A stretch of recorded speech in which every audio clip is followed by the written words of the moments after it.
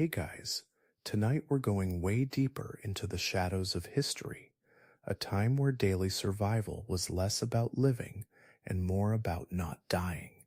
Forget the shining armor, noble quests, and romantic castles Hollywood has fed you. The real Middle Ages? They were disturbing, brutal, and soaked in misery, and I promise you this, you probably wouldn't last a single day. This is a world of lice-infested straw beds, food that could poison you more often than it fed you, punishments that make horror movies look tame, and faith so suffocating it turned every cough, dream, or unlucky day into a death sentence. So before we dive headfirst into the filth and fear, take a moment to like this video and subscribe, only if you genuinely enjoy my work here. And let me know down in the comments where you're watching from and what time it is for you right now. I always find it fascinating how many of us are connecting across time zones while we explore these darker corners of history together. Now, dim the lights, maybe grab a blanket, though hopefully one cleaner than a medieval peasant's, and settle in.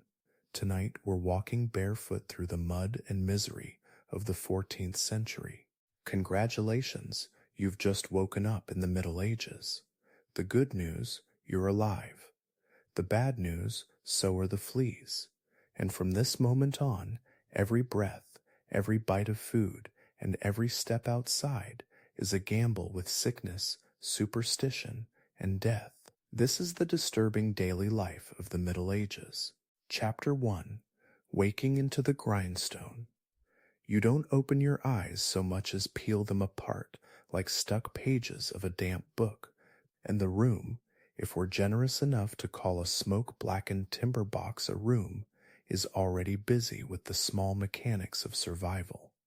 The ash in the brazier is pretending to be warmth, the chickens are gossiping under the stool, and a rat, brazen as a taxman, is dragging a rind toward a crack in the wattle wall.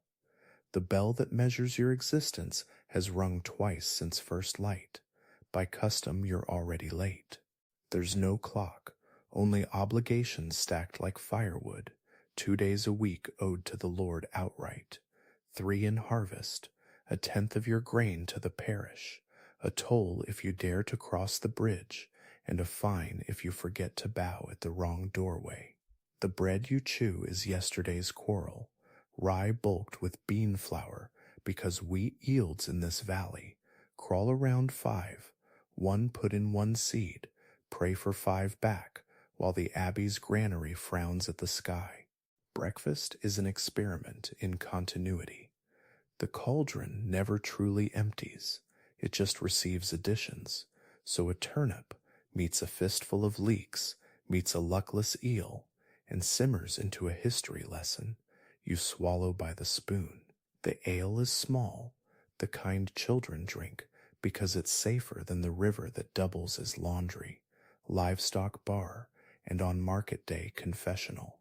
Your shirt is a home for other citizens, fleas, which don't know there'll be footnotes in a century's catastrophe, lice, the democratizers, noble scalps and peasant scalps pay the same rent.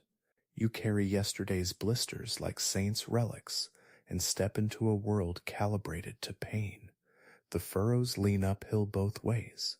The plow's ard shakes your arms numb, and the weather is management you never voted for.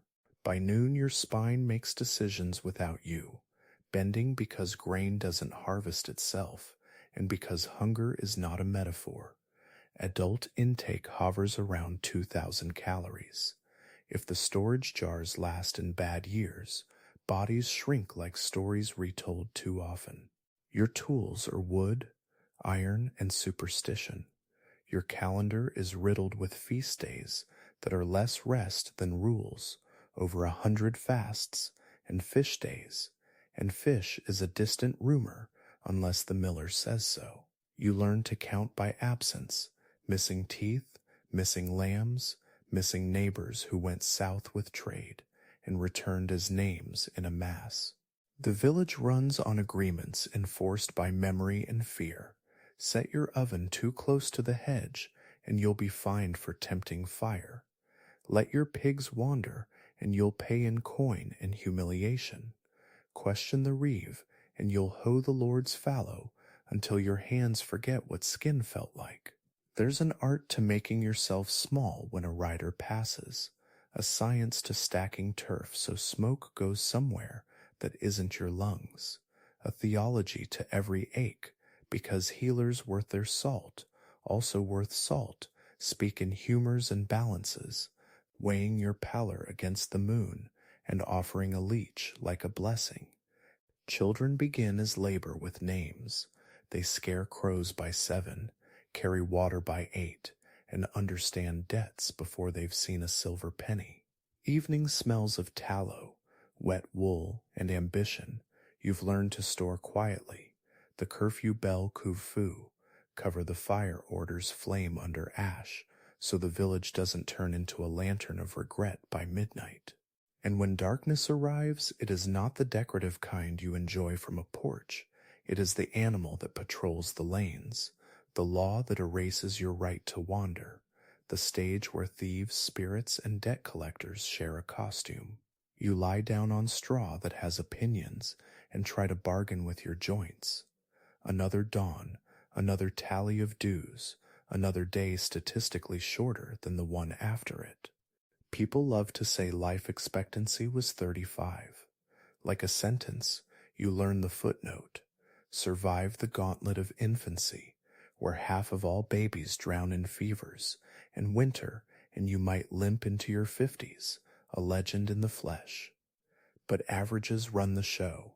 The parish records read like weather. Brief entries, long winters. You fall asleep to the sound of your own blood in your ears, and the millstone grinding in your head, a wheel you push simply by being alive. And the disturbing part isn't that tomorrow will be the same, it's that you hope it will be, because sameness means the harvest didn't fail, the steward didn't notice you, and the river didn't change its mind and come live in your house. Chapter 2. City, where fear learns a schedule. You think the city is an escape until the gate swallows you and breathes you out into streets that behave like intestines, looping, crowded, notoriously full of what you don't want to step in. Here, progress wears a plague badge. Density is prosperity until it's statistics. 10,000 souls cram inside the walls on a market day, and every cartwheel writes a ledger line in mud. Above you, jettied houses lean together like conspirators. Below you, the lane is a conversation between rain and refuse. Water is an economy. One bucket for brewing, one for dyeing, one for the apprentice who fainted at the tannery. He'll wake to a smell that can pickle memories. Guild bells arbitrate the hours. Bakers at 2, masons a little after dawn, smiths clanging arguments into nails by breakfast. And each craft has rules, dense as scripture, who may marry metal to wood, whose bread must weigh what, loaves earn public shame on a pillory. When a journeyman is a man and not a boy who happened to outgrow his shoes. The city's charity is also its police. Wardens count loaves, watchmen count excuses, beetles count sins. Fires start the way gossip starts, by accident with enthusiasm, and laws multiply. Keep ladders ready, keep leather buckets by the door, keep your candles cut short. Ignore these, and the street will gather to watch the sermon. Nobody forgets, timber roaring in Latin. If the village taught you to fear distance, the city teaches you proximity as punishment. Coughs bloom like rumors, and when pestilence rides the roads, and it always rides the roads, mortality spikes like a cathedral spire. In hungry summers, bread prices swagger. There are entries from London and Paris, where a penny buys half yesterday's loaf, and riots ignite because a stomach is a fuse. Punishment is theater with good seats, a thief's ear nailed to a post, a slanderer touring the market in the scold's bridle, a counterfeiter learning metallurgy from the inside of hot metal. Justice is efficient. Ordeals fade as juries rise, but torture lingers in the toolkit, sharpened by precedent and boredom. Superstition and policy shake hands in public. A comet means higher taxes. A pig that eats a child can be tried, found guilty, and hanged, because someone must be responsible, and it helps if it squeals. Religion saturates like dye. Guilds pick patrons. St. Eligius for smiths, St. Nicholas for sailors, and calendars are roadmaps of restraining joy. More than 100 days tell you what not to eat and when not to marry. Education exists as a ladder with missing rungs. Cathedral schools teach Latin to boys who will never lay a hand on a plow again, while most citizens read the city by smell and sound, rumors and tolls. Hospitals? Yes, but think hostel, hospice, holy house care wrapped in prayer, beds wrapped in straw. Surgeons learn from catastrophe and repetition, amputations timed by psalms, cautery iron singing its one-note hymn, survival rates that depend on whether yesterday's knife was wiped on wool or wine. Women navigate a maze built by men who swear they're mapping heaven, Brewsters until guilds rule otherwise, midwives until a tragedy invites accusations. Remedies are whispered recipes of pennyroyal and rue, and one failure can become a bonfire with your name on the smoke. Night here has different teeth. Curfew drops like an axe. Watchmen test doors, and the moon turns cut purses into silhouettes you swear you recognize. The river flickers with lanterns because bodies float, some accident, some argument, and the ferryman doesn't ask questions. He can't be paid to forget. Yet commerce seduces. Spice jars the size of a fist are worth more than a cottage. Pepper is currency. Saffron is gossip. Sugar is a rumor with teeth, carving smiles out of faces that will ache later. You learn that freedom means license to fail publicly, that liberty tastes like ale, taxed twice, that citizen is a title stapled to obligations, ditch digging when the walls need a moat, pike holding when the Lord needs an army, purse opening when a new bell wants a tower. Death is calendared. Winter claims the poor, summer claims the unwary, plague claims everyone, and then counts again. But the city also insists on stubbornness. Mystery plays retell the universe on wagons.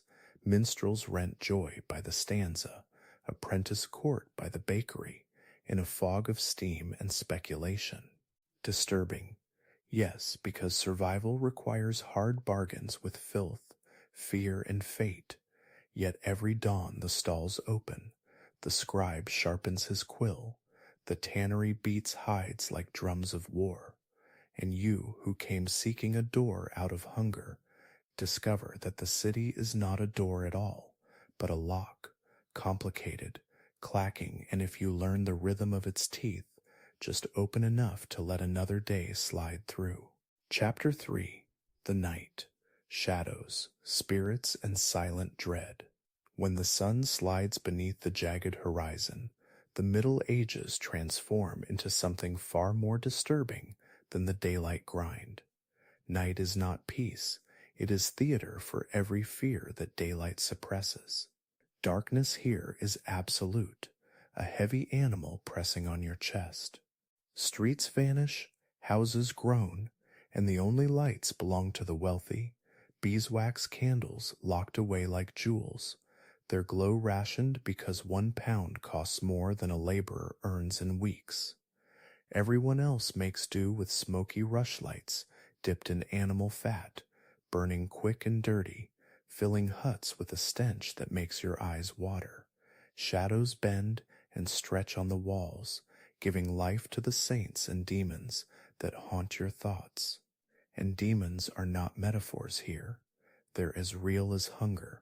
Every priest, every sermon, every neighbor whispers that witches meet under the trees, that devils roam crossroads, that the souls of the unshriven dead wail like barn owls. You don't stroll at night, you don't wander.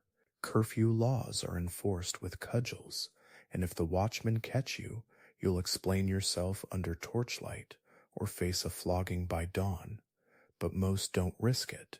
After sunset, you bar the door, wedge the stool against it, and pray that the latch holds when thieves or worse come sniffing. Superstition isn't decoration, it is survival strategy. You hang herbs above the threshold, scatter salt by the door, or scrawl crude crosses on the beams, hoping to confuse the spirits of plague victims still wandering the alleys.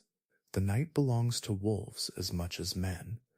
Wolves are not fairy tale figures, but tax collectors of the forest, drawn to villages by livestock and carrion.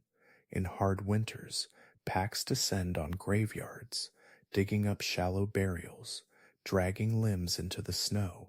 Parish records from 14th century France mention entire families found mauled when they dared to travel after sundown. Wolves weren't rare, they were routine, and their howls braided with church bells into the symphony of fear. Inside your hut, the soundscape is just as grim. Infants crying with fevers that have no names, old men wheezing like bellows, the scratching of vermin in the roof beams. You lie there convinced each cough is the plague, and each creak is a spirit sent to collect its due. And let's not forget the fire, your only weapon against the dark. It flickers in the hearth, but wood is scarce. Forest laws mean you can be fined, flogged, or even executed for gathering timber from the Lord's land. So you burn dung, dried peat, or brushwood, which smolders more than it flames. The smoke curls thick into your rafters, mixing with the fumes from the tallow lamp until your lungs ache. You can't open windows because there are no panes, only shutters, and opening them is an invitation to thieves or creatures. So you breathe your own poison, night after night, and if your child coughs herself blue, you wonder if the saints are punishing you for sins you can't even name. In the rare quiet, dreams become their own torment. Sleep is not escape, but intrusion. People believe dreams are divine warnings or demonic tricks. Every vision carries weight. Wake from a nightmare of black dogs, and you spend the next day fasting or begging the priest for an interpretation. Some villagers keep dream books, crude manuscripts explaining what it means to dream of fire or water or teeth falling out. And teeth, always teeth, because rotting mouths mean rotting dreams. If you snore too loudly or thrash in bed, your wife may suspect possession, and neighbors gossip about incubus demons climbing through the thatch. There is no neutral night. Every shadow is suspect. Every silence is a threat. So you pray until your lips crack, bargain with saints, and clutch your blanket of filth as if it were armor. For you, survival isn't measured in years, but in dawns. Each sunrise is a miracle, not because God has blessed you, but because the night has decided, for reasons you'll never know, to spare you one more time. Chapter 4. The Market, a carnival of rot and risk. Morning returns, but survival doesn't stop with the field. It spills into the marketplace, that so-called heart of the medieval town. To step into the market square is to step into a theater of desperation, deception, and disease. This is not the tidy bazaar of a costume drama with bright banners and jolly merchants. This is chaos in its purest form, animals braying, mud-swallowing boots, merchants hawking goods, adulterated beyond recognition, and pickpockets brushing past your purse like it's public property. The stench is almost tactile. Open barrels of fish reek of salt and rot, hides drip with lye from the tannery, and human waste flows down the street gutters, because remember, latrines and sewers are either fantasies or privileges. Add in the smell of burning pitch, boiled cabbage, and bodies that haven't known soap in months, and the air tastes like punishment. Yet people come because survival depends on it. Here, food is both sustenance and gamble. Grain dominates the stalls, but you never know what's mixed in. Millers are notorious cheats, watering flour, adding chalk, sand, even powdered bones to make a penny stretch. Bakers are weighed against official standards, but short-weight loaves are so common that pillories stand nearby, ready to shame those who shave ounces off bread. Meat exists, but rarely clean. Butchers slaughter in the open. Blood flows into the mud, attracting dogs, rats, and flies. Regulations demand animals be killed outside city walls, but greed brings them back inside, carcasses buzzing with maggots by noon. A good cut of beef is luxury. Most settle for awful hearts, livers, intestines boiled until they almost resemble food. In lean times, you buy whatever is available: dogs, cats, even horseflesh. There are chronicles of famine years where human flesh appeared at stalls, whispered about, but seldom punished because hunger is stronger than law. Spices glitter in tiny packets, guarded like treasure. Pepper, cloves, cinnamon, they arrive along caravan routes, soaked in blood and piracy. To sprinkle pepper on your stew is to display wealth greater than acres of land. But with demand comes fraud. Ground nutshells, sold as pepper, brick dust dyed red, passed off as saffron. Alewives pour weak beer into cups carved from horn or wood, often cloudy with sediment, sometimes laced with herbs that double as laxatives. The church tries to regulate drinking, but small beer is safer than water, so everyone sips, from toddlers to toothless elders. Drunkenness is routine, brawls are hourly, and the stocks wait for anyone too bold or too loud. And it's not just the goods, it's the spectacle. The market is also execution stage, gossip chamber, and rumor mill. Criminals are paraded for humiliation, thieves branded, whores whipped, blasphemers forced to kneel while the crowd hurls filth. Entertainment blends with warning. Jugglers, minstrels, and storytellers fight for coins, their songs laced with satire that can cost them their tongues if the wrong lord overhears. Fortune-tellers whisper charms, herbalists peddle remedies alongside dried toads and powders that may cure you or kill you faster. Disease thrives here. Rats skitter between stalls, fleas leap from furs, and poultry coughs in cages stacked like coffins. One sneeze in the market could ripple into plague before the week ends. And yet the market is also where marriages are arranged, apprentices hired, disputes settled under the gaze of the reeve. It is both the bloodstream and the ulcer of the medieval city, essential, toxic, and impossible to avoid.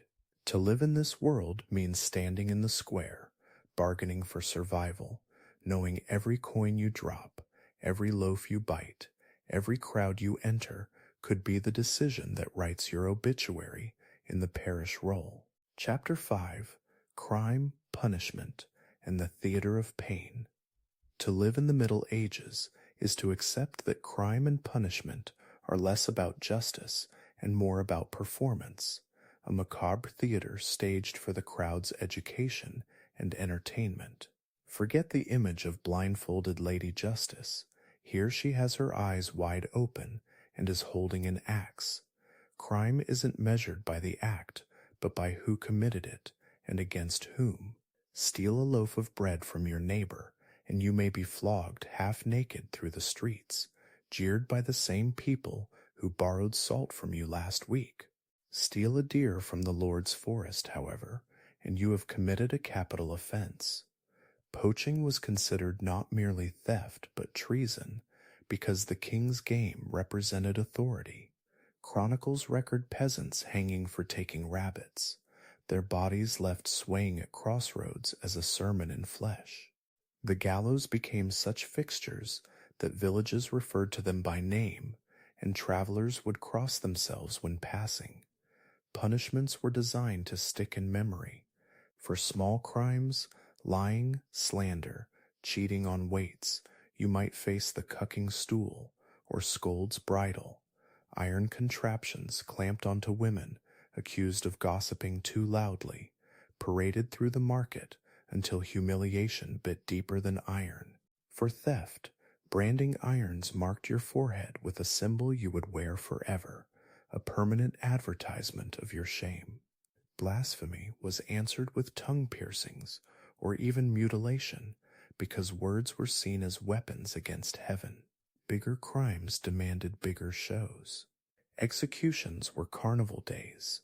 Notices spread quickly, markets filled with spectators, vendors sold ale and roasted chestnuts, and children perched on shoulders to see a hanging, a beheading, or a burning. The condemned became actors in society's most gruesome morality plays, and their deaths were meant to stitch order back into the fabric of fear. Torture wasn't just tolerated, it was considered scientific. The rack stretched joints until they popped like green wood. The Iron Maiden closed its teeth of spikes, and the thumbscrew turned bone into dust. These instruments weren't hidden. They were housed in castles and towers, their use justified by truth through suffering. Confessions, whether true or false, poured out under pain. Trials themselves were experiments in absurdity. Trial by ordeal was still alive in parts of Europe. Thrust your arm into boiling water to grab a stone. If it healed cleanly, God had spared you. If it festered, guilt was confirmed. Or walk blindfolded over hot plowshares, your innocence decided by whether your feet blistered. Drowning ordeals tested witches. If you sank, you were innocent and dead. If you floated, you were guilty and doomed. A perfect system, efficient in its cruelty. Justice bent differently for nobles. A lord who murdered might pay a fine. A peasant who stole a chicken might swing from a rope. Laws were written in Latin, inaccessible to those they bound, and courtrooms were less about fairness than reinforcing hierarchy. The church, too, wielded punishment with holy flair. Heretics were not simply imprisoned, they were purified by fire. Witches, especially women who stood outside expected roles, faced drowning, burning, or ritual humiliation. Entire communities gathered to chant as the flames climbed, the spectacle both terrifying and strangely unifying. Fear of crime bled into daily behavior. You locked your cottage not because the latch was strong, it wasn't, but because the symbolic act might convince a thief to move on. Markets employed watchmen armed with cudgels, but they were as likely to beat you for fun as to stop an actual criminal. People walked in groups after dark, whispering prayers against cut purses. Urban alleys teemed with gangs, young men with clubs and knives, who fought over honor, territory, or sheer boredom. Blood spilled in taverns nightly, and most of it never saw court. Violence was a background hum, as ordinary as the bell for vespers. What's disturbing isn't merely the brutality of punishment, but its familiarity. Children were brought to watch hangings to learn obedience. Sermons were preached over bodies twisting in the air. The public not only tolerated cruelty, they demanded it. A society where life was short and fragile had little space for mercy. Pain was currency, and the crowd was always eager to spend it. Chapter 6. Faith, Fear, and the Weight of Eternity. If daylight labor and nightly terror weren't enough, the Middle Ages also strapped you beneath the heaviest burden of all. religion woven so tightly into existence that faith was no longer choice but atmosphere. The church wasn't merely a building at the village's heart. It was the axis of time itself. The bell told you when to rise, when to work, when to break, when to pray, and when to rest. Days were punctuated by canonical hours, matins, lauds, vespers, compline. Even the soil you plowed belonged in part to God, measured in tithes you could barely afford. Religion wasn't private devotion. It was the scaffolding of society, rigid and unyielding. Fear of hellfire simmered under every thought. Priests painted hell not as metaphor but geography, lakes of sulfur, demons tearing flesh, eternal screams, and eternity meant eternity, not 100 years, not 1,000, but endlessness, a concept so overwhelming that peasants prayed themselves into frenzy.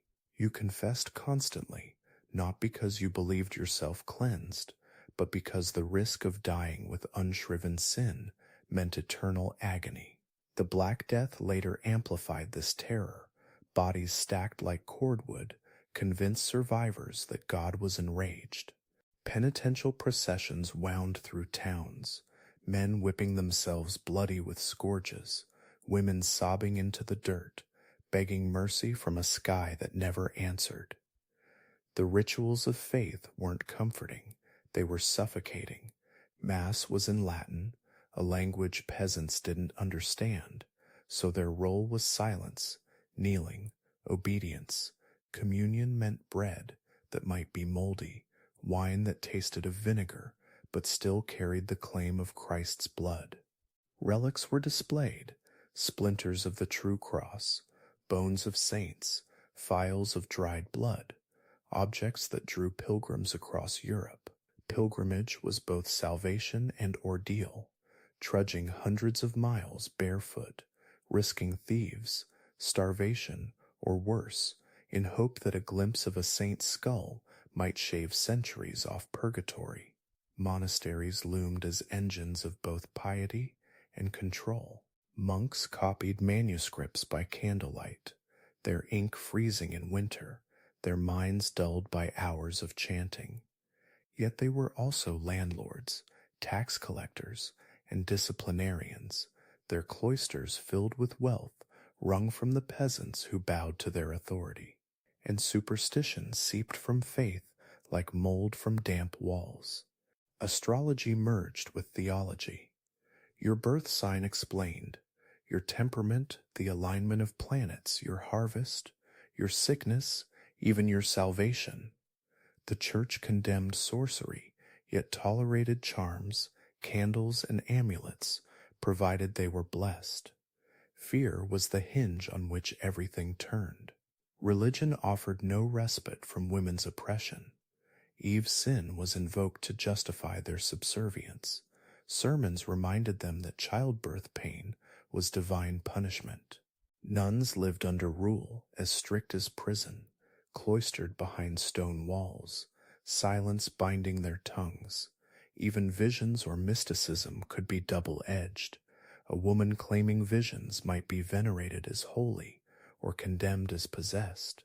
Joan of Arc herself walked that line, crowned by victory and consumed by fire. Festivals might seem joyful, Corpus Christi, midsummer feasts, but even they were reminders of control. Joy was structured, watched, and taxed. Carnival offered peasants a brief chance to mock their lords with masks and parody. But come Ash Wednesday, the laughter ended in ashes. Laughter itself was licensed, borrowed against a lifetime of obedience. Faith in the Middle Ages was not a gentle shepherd guiding souls. It was an iron harness forcing humanity to march in step with eternity, every stumble punished, every doubt a crime, every breath a borrowed debt you repaid in kneeling, fasting, or flogging. And the most disturbing truth of all, people didn't merely endure it. They believed it. They built their entire lives around it. dragging the heavy shadow of eternity from cradle to grave. Chapter 7. The Surgeon's Table. Medicine as Torture. If you fall sick in the Middle Ages, and you will, your survival becomes a grotesque lottery run by men who call themselves healers, but are closer to butchers with Latin phrases. Forget antiseptics, forget antibiotics, forget even the idea that disease has causes you can see under a lens. Germ theory is centuries away. Here, illness is a punishment, a warning, or an imbalance of the infamous four humors: blood, phlegm, yellow bile, and black bile. Your body is soup, and the doctor's job is to stir it with knives, leeches, and prayers. A fever? Clearly too much blood. Solution: bloodletting. You are strapped to a stool, and a vein is sliced open, your lifeblood spilling into a bowl, while your family prays you'll faint before you scream. Sometimes they use leeches, dozens of them crawling over your skin, sucking until you are pale and weak. This isn't fringe, it's mainstream. Every noble court, every abbey infirmary swears by the wisdom of draining the very thing that keeps you alive. If you suffer toothache, expect agony squared. Dentistry doesn't exist as a profession. Instead, barbers, yes, the man who trims your beard, will yank teeth with iron tongs, often breaking the jaw in the process. Pain relief is wine, opium if you're incredibly lucky, or unconsciousness if you faint. There's no sterilization. Tools used on one man's abscess are shoved into your mouth next, carrying infection like a silent executioner. Broken bones? They're set by brute force, bound with splints of wood, and left to heal crooked. Amputation is common. Gangrene spreads like wildfire in wounds unwashed, and the cure is to hack off the limb with a handsaw heated in flame. They do it fast, with helpers pinning you down while you scream into cloth. Survival depends on luck. 1 in 3 die on the table from blood loss or shock. The others often follow days later from infection. And then there's plague. The Black Death of 1347-1351 wiped out between a third and a half of Europe's population. Villages emptied, cities turned into cemeteries. Theories of cause were insane by modern standards. Bad air, miasma, planetary alignments, or God's wrath. Doctors wore bird-beaked masks stuffed with herbs to filter the poison air, but the sight of them was often worse than the disease, a reminder that death itself had a uniform. Treatments included lancing buboes with filthy knives, rubbing the wounds with poultices of onion, arsenic, or human excrement, or strapping live chickens to the swellings in hope the bird absorbed the poison. Sometimes patients were placed in ovens to sweat out the plague, which usually just roasted them alive. Corpses piled so fast that graveyards overflowed. Bodies were thrown into mass pits, lime poured over them, prayers muttered by priests too terrified to linger. But medicine wasn't only dangerous in crisis, it was daily terror.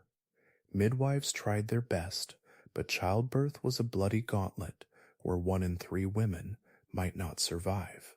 Women bled out on straw beds, babies suffocated from breech births, and instruments were crude hooks or hands slick with desperation. Survivors carried scars and ruptures for life. Surgeons claimed knowledge from Galen, a Roman physician dead for a millennium, whose theories were copied endlessly but never tested. Anatomy lessons came from dissecting pigs, not people, since cutting open human corpses was considered sacrilege. Even universities, Paris, Bologna, Oxford taught medicine as philosophy, not science. You could pay for the best doctor in Christendom and still be prescribed a laxative of mercury or ground emerald, neither of which cured your fever but guaranteed vomiting and bankruptcy. The most disturbing part? People believed. They trusted these tortures, prayed as the knife cut, drank concoctions of powdered skull, viper broth, or gold leaf, convinced that suffering was part of healing. And in a world where illness was everywhere and explanations were absent, any answer, no matter how cruel, was better than silence. Chapter 8: Death as Routine, the Ever-Present Grave. Death is not an interruption in the Middle Ages. It is the constant background hum, the dark horizon every villager sees, even on the brightest day. Life expectancy hovers between 30 and 40 years, not because everyone keels over at 40, but because infant mortality drags the averages into despair. Nearly half of children die before their 5th birthday, taken by fevers, infections, or malnutrition. A peasant mother might bear 8 or 10 children, only to see 3 live into adulthood. Each burial is a wound, but also routine. Families prepare shrouds in advance, knowing they'll use them soon. The churchyard fills so fast that bodies are stacked in shallow graves, bones dug up later to make room for the next funeral. Skulls line ossuaries, staring from niches like grim decorations of eternity. Famine stalks like a seasonal predator. Between 1315 and 1317, the Great Famine struck northern Europe. Rains rotted crops, livestock perished, and millions starved. People ate grass, bark, cats, dogs, even the bodies of executed criminals hanging from gallows. Chroniclers record parents abandoning children, entire villages deserted, corpses rotting in ditches with no one to bury them. This isn't exaggeration, it's documented horror. 1 in 10 Europeans may have perished. For survivors, hunger never leaves. Every winter is a gamble, every failed harvest a sentence, and even in good years, bread may kill. Rye bread infected with ergot fungus poisoned thousands, causing hallucinations, convulsions, and madness. Some scholars suspect outbreaks of witchcraft hysteria came not from Satan, but from tainted bread, warping minds. War ensures more graves. Nights thunder through villages, leaving ashes and corpses behind. Mercenary bands roam Europe, looting peasants with no lord to protect them. Casualties aren't just soldiers, they're civilians stabbed for hiding grain, women brutalized, homes torched. The 100 Years' War turned France into a cemetery. The Crusades funneled sons east to die of heat, disease, or Saracen swords. For peasants, war means taxes first, death second.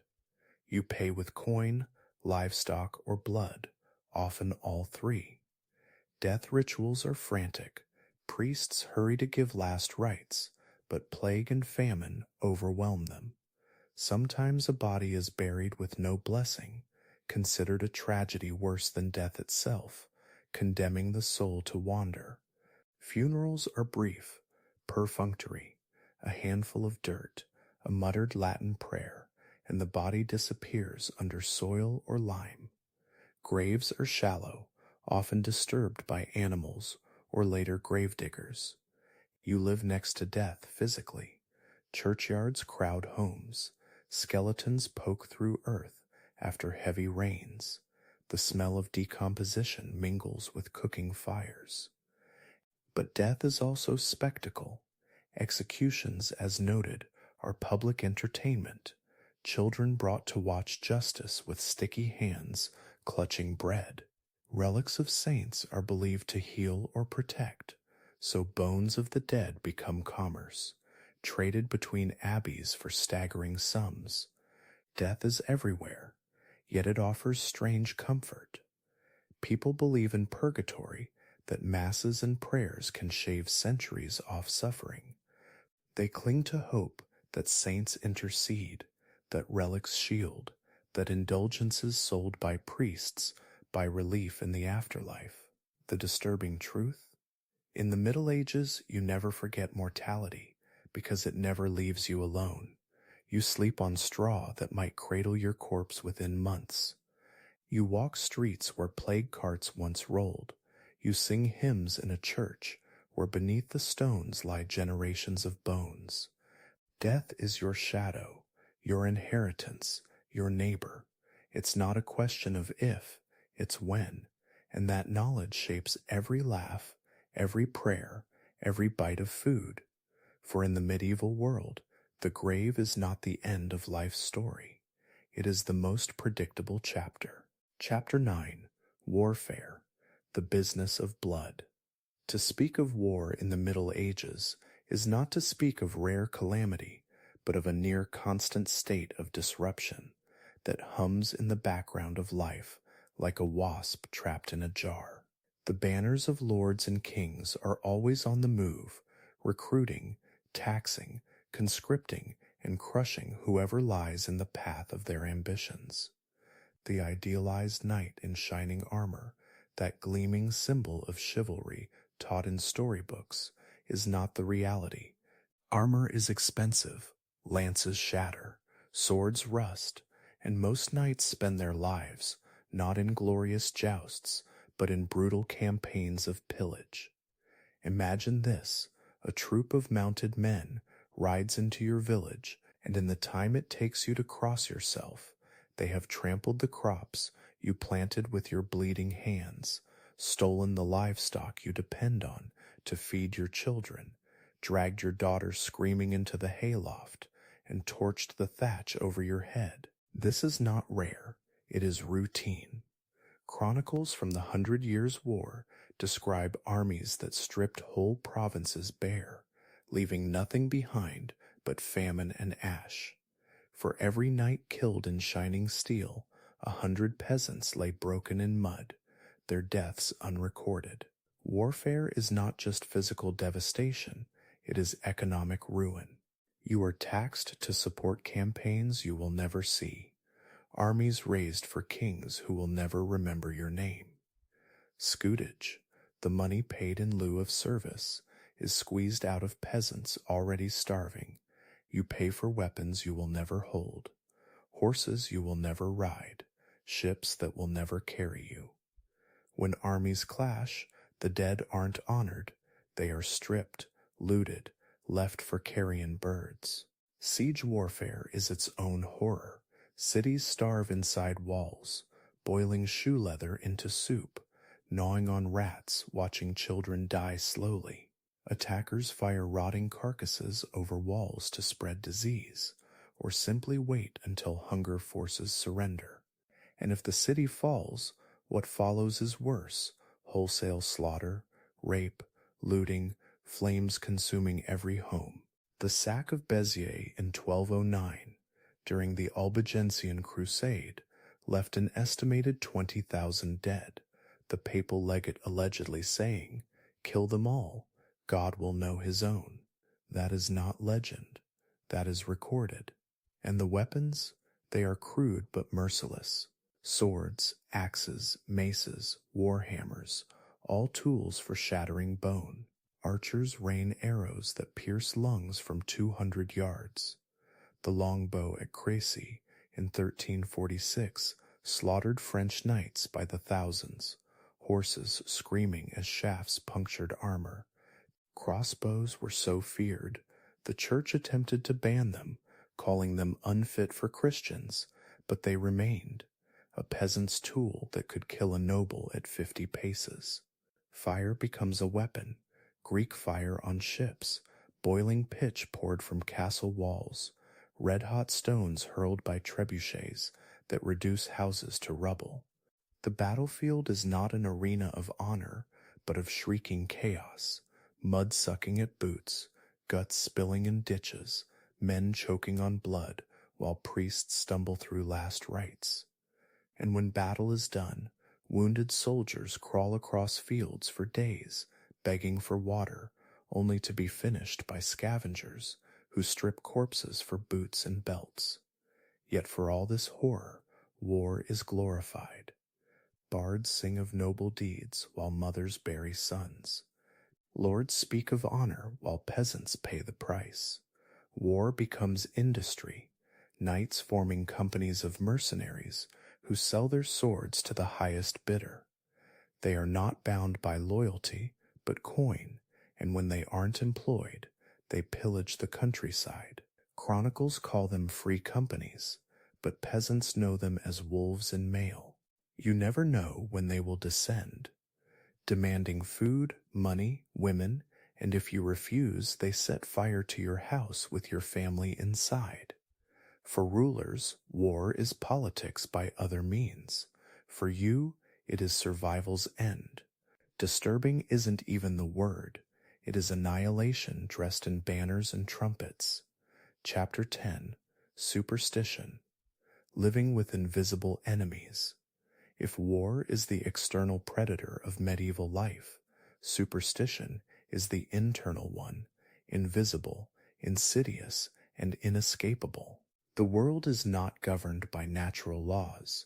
It is governed by omens, curses, saints, and spirits.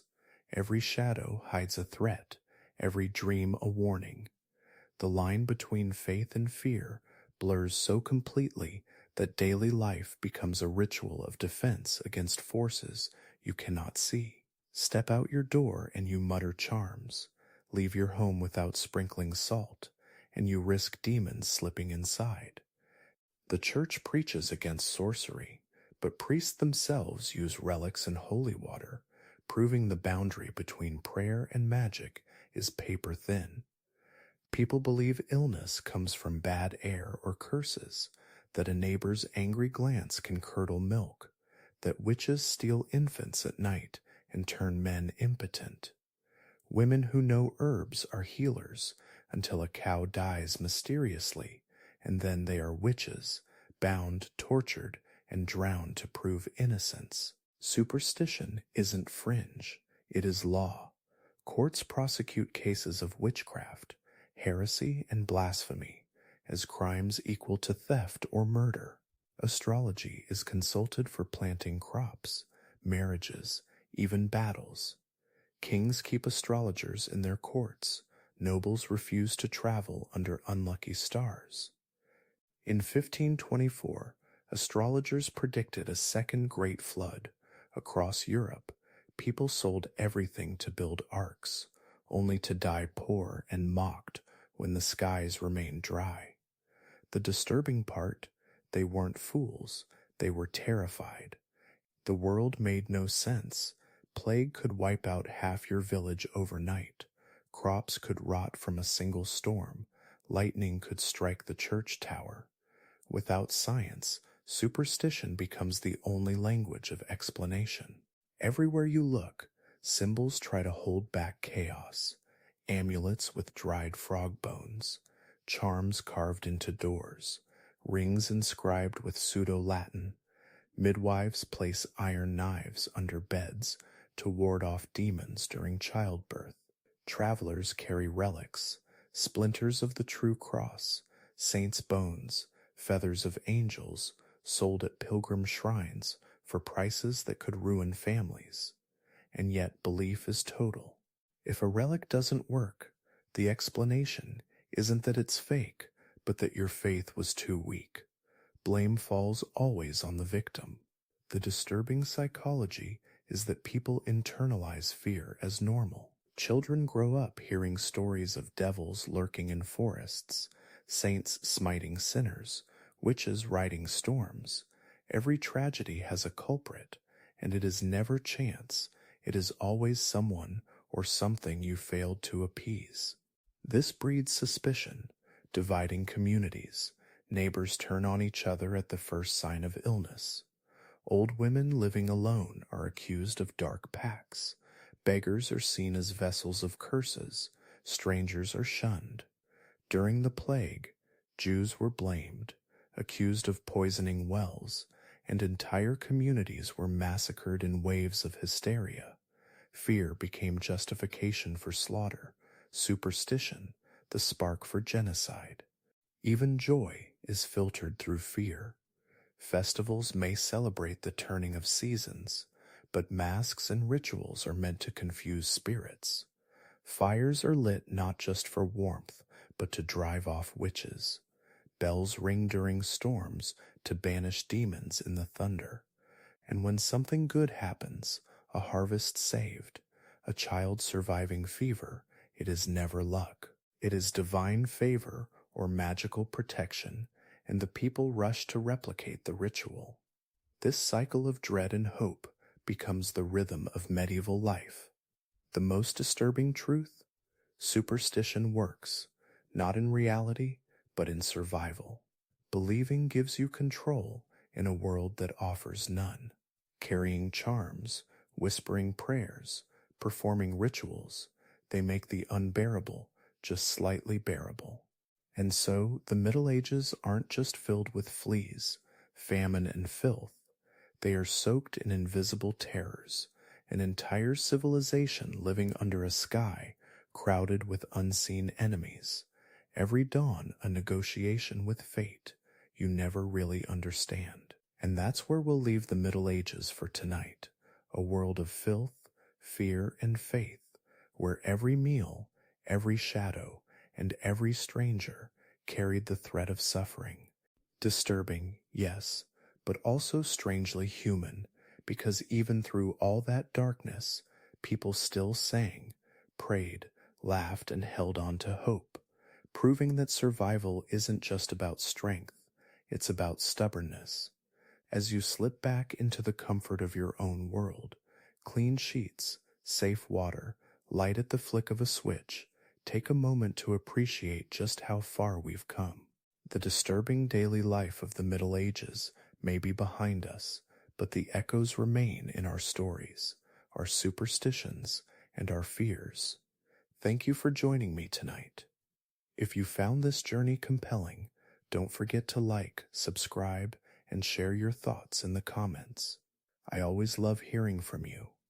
Until next time, sleep well, stay curious, and remember the past is never really gone. It's just waiting in the dark.